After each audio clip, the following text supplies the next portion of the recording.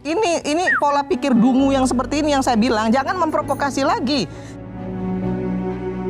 Anak saya umur 14 tahun, bacaannya lebih hebat dari kau. Oke. Ya Rocky. Ya, bagus itu. Jadi nggak usah bangga Ya, kau. benar itu. Saya bangga Siapa anak-anak. kau? Benar. Ini ada kaca, ngaca. Ngaca ya. Biar pintar kau Rocky. Bahwa orang ini sebenarnya pembohong. Dia adalah manipulator. Ya.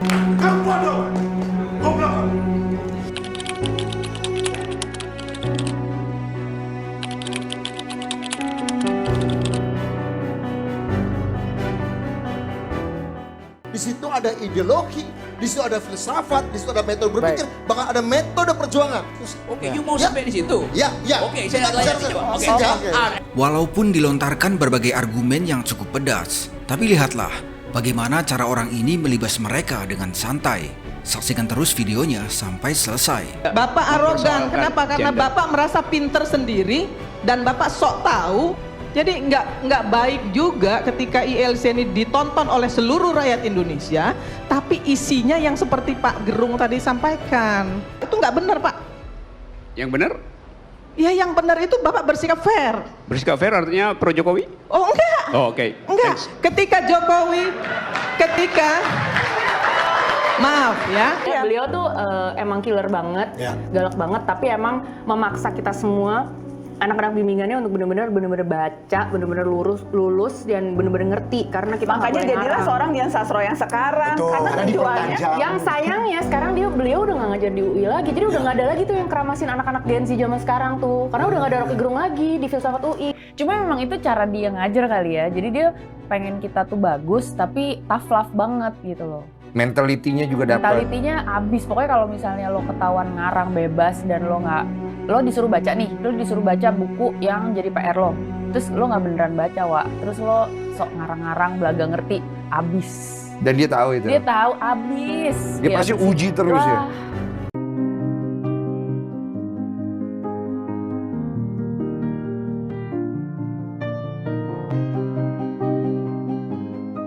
Rocky Gerung merupakan seorang akademisi, ahli filsafat, dan pengamat politik yang sangat terkenal di Indonesia.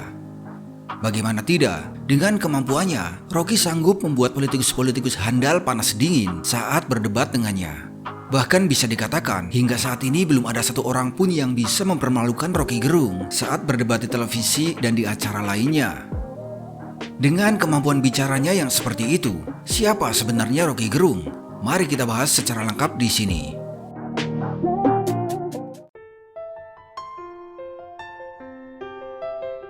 Rocky Gerung lahir di Manado, Sulawesi Utara pada 20 Januari 1959. Diketahui, Rocky Gerung juga memiliki adik seorang profesor lulusan dari Jepang bernama Grefo Gerung yang saat ini menjabat sebagai wakil rektor di Universitas Samratulangi. Rocky pernah kuliah di 5 fakultas di Universitas Indonesia, namun yang ia selesaikan hanya jurusan filsafat saja. Menariknya, walaupun hanya lulusan S1, tapi ia mengajar S1 sampai S3 di Universitas Indonesia selama 15 tahun dan tidak pernah mengambil gajinya. Dengan kemampuan bicara dan ilmu pengetahuan yang ia miliki, seringkali Rocky Gerung membuat lawan debatnya mati kutu, seperti yang dialami Arya Sinulinga saat membahas soal karpet merah istana. Bangsa ini hanya selamat, hanya akan tumbuh kalau elitnya gugur dulu tuh. Aneh, saya terangin kenapa dia aneh begitu. Dia jadi aneh karena setiap orang nggak bisa berkompetisi bebas karena elit ini pasang barrier to entry. Lah siapa bang? Yang namanya threshold 20%. Siapa yang pasang? Coba saya ulangi kalimat saya, coba diputar lagi. Ya, siapa yang pasang? Elit yang mana?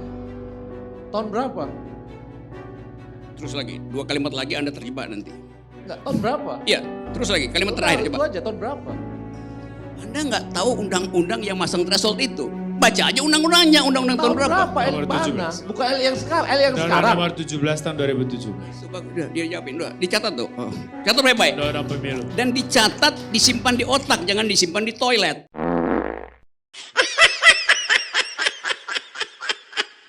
Seorang politikus senior yaitu Budiman Sujatmiko juga pernah dibuat kalang kabut oleh Rocky saat membahas tentang KUHP. Budiman bilang begini nih.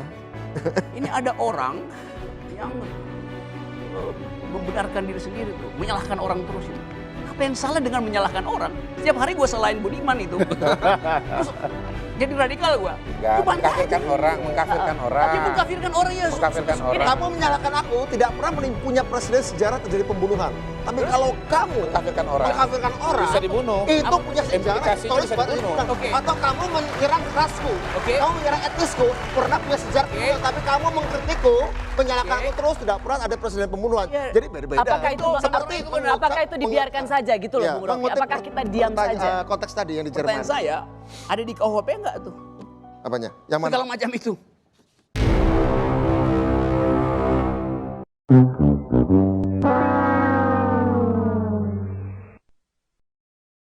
Pada sisi lain, perdebatan panas antara Rocky dan Budiman mengenai Pancasila berlangsung sengit. Mereka berdua sama-sama mengeluarkan argumennya masing-masing dengan penuh semangat. Tapi lagi-lagi Budiman harus bertekuk lutut dalam perdebatan mengenai Pancasila tersebut. Sekarang saya balik pada pertanyaan nih. Ini ada 3 politisi. Kapan Pancasila berubah menjadi ideologi negara? Pidato 1 Juni 45. Disitulah yang etis, yang logis, yang estetis dari sebuah ideologi diuraikan oleh beliau. Baik. Dalam metode berpikir. Justru itu dia bukan ideologi. Karena Bung Karno pun tahu bahwa itu diskurs, bukan ideologi. Coba you terangkan bahwa semua aspek itu ada dalam Pancasila yang 5 tuh. Ada dalam pidato 1 Juni. Ada di dalam konstitusi apa enggak? Sudah kita perhati bersama. Ada di dalam konstitusi apa enggak? Di atas konstitusi apa? Konstituen. Di atas konstitusi apa? Konstituensi. Harga dari konstitusi itu ada ketika dia menghasilkan konstituen. Tidak, konstituen melahirkan konstitusi, bukan konstitusi melahirkan konstitusi. Sangat singkat saya terangkan buat saudara Budiman itu. Buktikan satu konstitusi. Mas Budiman biar gantian. Saya akan buktikan. Sebelum konstitusi diucapkan, disahkan, yang disebut dalam 45, gak ada itu yang namanya konstituen NKRI. Yang ada adalah masyarakat adat segala macam. Konstituensi bangsa Indonesia. Mas Budiman, bangsa Indonesia lahirnya kapan? Konstitusi membentukkan bangsa lahir dari konstituen dan melahirkan konstitusi. Bukan konstitusi melahirkan konstituen. Anda salah. Lagunya bilang begini, 17 Agustus 45 lahirnya bangsa. Jadi Anda bilang bangsa Indonesia lahir sebelum 17 Agustus 45. Ganti lagunya. Oke. Seorang Rocky Gerung bukan hanya jago berdebat saja. Berkat wawasannya yang luas, ia juga diketahui pernah mengajar di Lembaga Ketahanan Nasional, Sesko TNI di Bandung, Megawati Institute, serta pernah mengisi materi di Mahkamah Agung untuk para calon hakim. Tidak hanya itu saja, ia juga sering memberikan kuliah di banyak universitas terkemuka dan separuh dari seluruh universitas Muhammadiyah di seluruh Indonesia. Rocky Gerung seringkali melontarkan kritikan-kritikan pedas ke pemerintah. Ia juga sempat puluhan kali dilaporkan ke polisi oleh orang-orang yang merasa tersinggung dengan beberapa ucapan atau kritikannya. Tapi dari puluhan laporan tersebut, tidak ada satupun yang berhasil menjerat Rocky Gerung ke dalam bui, karena sebagian laporan diabaikan oleh polisi dan sebagian lagi dianggap tidak memenuhi unsur pidana. Jadi jangan lagi menggunakan bahasa Anda yang sok-sok filosofi itu, bahwa orang ini sebenarnya pembohong, dia adalah manipulator. Hal yang menyangkut perdebatan tadi itu ada adu data itu. Saya paham bahwa Pak Akbar setumpuk data, tapi saya jadi nggak yakin dan nggak mau percaya. Karena dari awal dia udah disclaimer bahwa dia bukan ahli ekonomi, bukan ahli statistik, bukan ahli matematik tuh. Jadi ngapain saya dengar itu?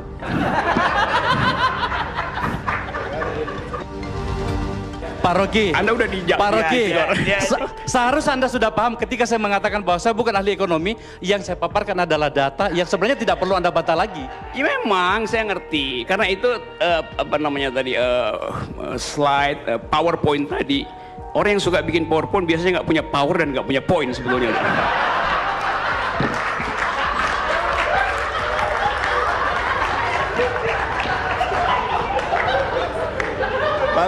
Apalagi tadi. Rocky Gerung diketahui cukup dekat dengan Gus Dur. Bersama Gus Dur dan Azimwardi Azra, Rocky ikut mendirikan Setara Institute, yaitu sebuah wadah pemikir di bidang demokrasi dan hak asasi manusia. Ia juga pernah aktif sebagai peneliti di Perhimpunan Pendidikan Demokrasi atau P2D. Rocky Gerung memiliki karya-karya yang mencakup beberapa buku dan jurnal, yaitu sebagai berikut.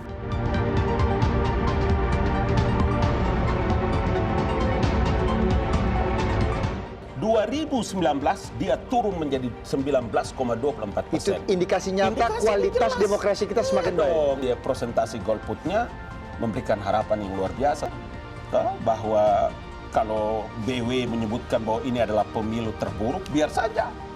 Nanti biar kecoak juga akan tertawa atas pernyataan itu kan. Bung Rocky, gitu dong. Gimana melihatnya? Golput tingkat partisipasi menjadi antitesa Karena dari tidak ada parameter apa lain. yang Anda katakan tadi. Ya, dan kecoa pasti ketawa dengan keterangan Ngabalin. Karena zaman Orde Baru golputnya 10%.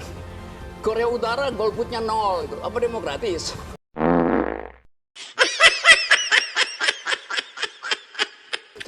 Jadi cara melihatnya kalau kita bicara lagi ke Orde Baru lain lagi. Ya justru itu apa ukuran demokrasinya. Ya, kan? Karena you bilang ukuran dari demokrasi adalah golput. Sekarang kalau pidatonya kemarin itu mengatakan mempersulit investasi asing, itu artinya dia tidak akan mengundang tuh.